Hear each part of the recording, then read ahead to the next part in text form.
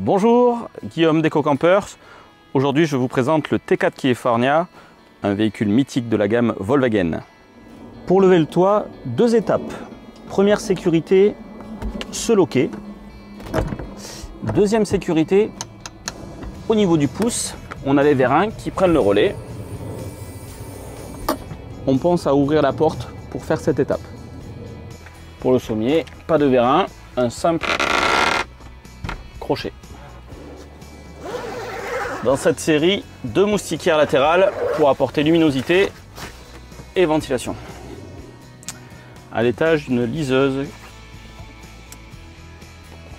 qui se refixe sur son petit support.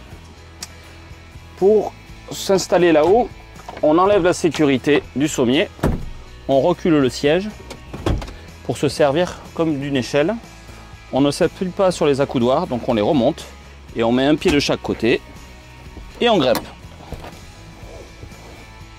Pour la rotation du siège passager, très simple, on avance le siège, on redresse légèrement le dossier et on attrape la poignée ici pour le faire pivoter. Et on peut toujours le reculer. Pour le siège conducteur, on va reculer le siège à 90%. On va redresser le dossier. On enlève le frein à main et avant on aura mis une vitesse et enfin la poignée toujours pour la rotation. Et une fois qu'on est ici, on peut reculer le siège pour le régler vraiment. La banquette arrière est homologuée 2 places. Elle coulisse en manipulant cette poignée. On la tire maximum vers la droite et on va pouvoir la mettre au premier cran. Une fois qu'on est à peu près à un tiers de ce placard, je peux soulever cette partie en appuyant sur ce loquet et comme un clic-clac, je vais tirer et mon lit est fait. Pour la remettre en position route, j'entends un clic, j'appuie, je remets et je vais attraper les ceintures en soulevant les deux boucles et je referme. Le T4 California dispose d'une vraie cuisine. On appuie sur ce petit loquet et on découvre 2 feux gaz, un évier composé d'une douchette qui pourra également aller dehors et d'une plaque de protection. Il suffit de tirer quand on souhaite faire la vaisselle. Pour refermer le plan de travail, pensez bien à retirer la douchette et pousser, débloquer à ce niveau-là et à ce niveau-là. L'arrière gauche du van, sous le haillon, se trouve le caisson de gaz. Vous avez sur ce caisson le gaz avec un robinet que vous ouvrez complètement en le tournant dans le sens inverse des aiguilles d'une montre. Pour allumer la plaque de gaz, vous avez un système de coupe-tempête, donc il faut rester appuyé et avec un briquet, allumer et relâcher doucement. Donc le meuble de cuisine intègre un tiroir, ici, un espace de rangement à ce niveau et un autre ici où nous pourrons vous mettre à disposition la vaisselle et également, si vous le souhaitez, un porte-à-potty. Ici, vous disposez d'une penderie profonde que vous pouvez également accéder par l'arrière. Le deuxième accès à la penderie se fait par le haillon où vous avez également accès à 3 étagères. Au niveau du coffre, vous avez bien sûr sous la planche arrière un espace de chargement pour vos valises. Au-dessus de la banquette, avec un miroir de courtoisie. Enfin, dernier espace de rangement sous la banquette, vous débloquez et ici vous retrouverez quelques accessoires comme la rallonge électrique et la table. Ici nous avons la table. Pour bloquer l'ouverture, vous avez une petite cale ici et on va pouvoir attraper la table en la soulevant par le haut. Ici, vous appuyez pour retirer le pied et on va venir l'enclencher sur le premier rail. On l'enclenche d'abord sur le premier rail et on continue avec la tige à la débloquer jusqu'au dernier cran. Positionnez bien le pied dans le rail et au niveau du montant en bois afin de pouvoir ouvrir les 2 portes.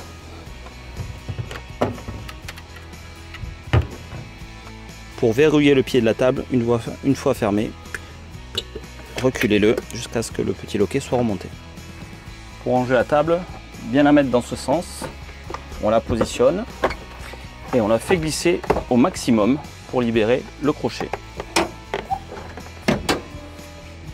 Concernant votre autonomie, vous disposez de 49 litres d'eau propre. Également, derrière ce meuble de cuisine est caché un réservoir de 27 litres d'eau usée. Pour allumer le robinet, il suffit de tourner ce bouton. Et vous pouvez également changer le style de douchette en tournant cette molette. Concernant les eaux usées, pensez à vidanger dans les aires de vidangeage en tournant cette molette vers la droite. La réserve d'eau propre et non pas potable se trouve à l'arrière. Vous disposez de 49 litres. En tournant ce coude, vous ouvrez le bouchon et pouvez re-remplir cette réserve d'eau. Pensez à bien retourner avant de fermer le haillon. Sur la partie intermédiaire, on dispose de vitres coulissantes. Il suffit d'appuyer sur les deux parties au centre pour faire coulisser. Vous pouvez également laisser entrouvert si vous souhaitez ventiler le véhicule.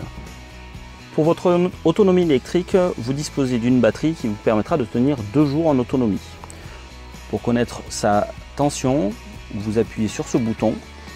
Vous trouvez ici 12,9, c'est-à-dire qu'elle est chargée à 100%. Elle fonctionnera jusqu'à 11,5. Vous avez un autre bouton ici qui vous permet de connaître votre température extérieure. Pour allumer le frigo, restez appuyé sur le flocon. Choisissez la température en restant appuyé sur ce flocon. En règle générale, 4 degrés, c'est très bien. Et en restant appuyé, vous appuyez sur ce bouton On-Off. Ici, le logo apparaît, vous pouvez relâcher. Il fonctionnera en continu. Ce frigo de 40 litres se situe juste à côté de la penderie. Concernant le chauffage stationnaire à air, sur ce véhicule, il faut bien rester appuyé sur ce bouton. Vous avez une valeur entre 10 et 30 qui apparaît. Attention, il ne s'agit pas de la température que vous désirez, mais ce que ça va rajouter à la température extérieure. Je m'explique. Ici, j'ai mis 15, toujours en restant appuyé sur ce bouton-là. Cela veut dire que j'aurai plus 15 par rapport à la température extérieure. Si par exemple j'ai 6 degrés extérieur, c'est très bien. Pour l'allumer, j'appuie en même temps sur ce bouton On et le logo apparaît ici. Attention, l'allumage du chauffage nécessite d'avoir une batterie bien chargée.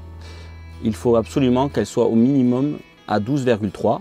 Si ce n'est pas le cas, petit conseil, allumez le moteur avant de démarrer le chauffage stationnaire. Pour l'occultation, vous disposez de rideaux. Il suffit de défaire cette pression et de les tirer. Et vous avez des pressions au niveau central.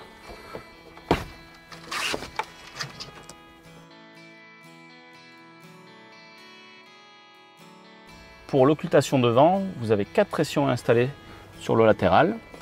Ce sont des pressions doubles.